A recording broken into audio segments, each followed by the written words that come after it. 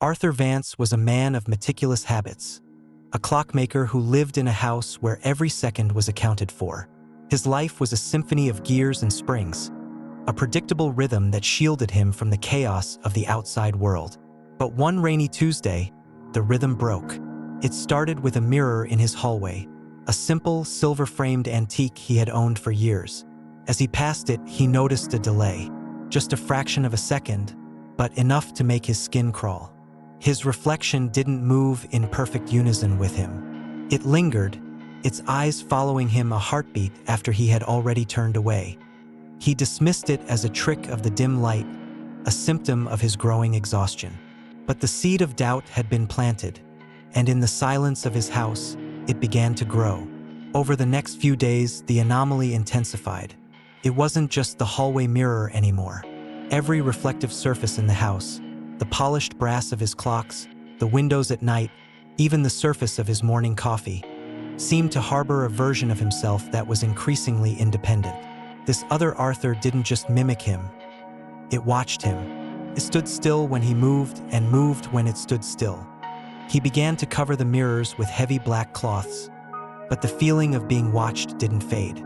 He could feel the gaze of his reflections through the fabric, a cold, calculating stare that seemed to be measuring him, waiting for a moment of weakness. His meticulous habits began to unravel. He stopped winding his clocks, the silence of the house becoming a heavy, suffocating weight. He spent his nights huddled in the center of his living room, away from any surface that might show him his own face. The voices started then, faint, rhythmic whispers that sounded like the ticking of 1,000 clocks, all out of sync.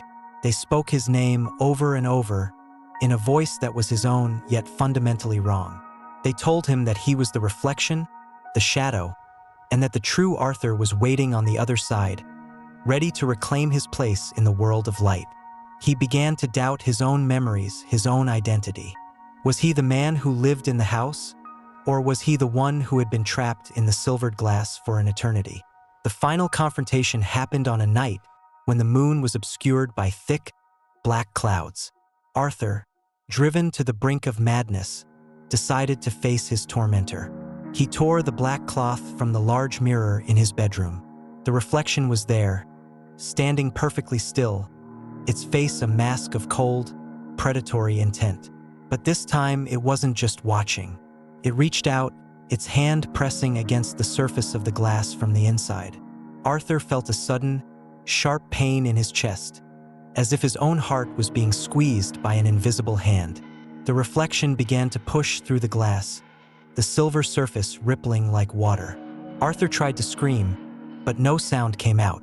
He felt himself being pulled toward the mirror, his body becoming thin and translucent, while the other Arthur grew solid and vibrant. The two versions of himself met at the threshold, their hands touching, and for a brief, agonizing moment, their consciousnesses merged. The next morning, the sun rose over a house that was once again filled with the rhythmic ticking of clocks. Arthur Vance was back at his workbench, his hands moving with their usual precision. He was a man of meticulous habits, and every second was accounted for. He smiled as he looked into the hallway mirror, his reflection moving in perfect unison with him.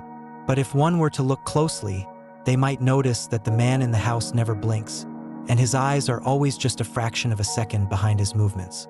And in the depths of the silvered glass, behind the perfect reflection, a faint, translucent figure is forever trapped, its mouth open in a silent, eternal scream, its hands clawing at a surface that will never break. The rhythm has been restored, but the music is now played by a different hand.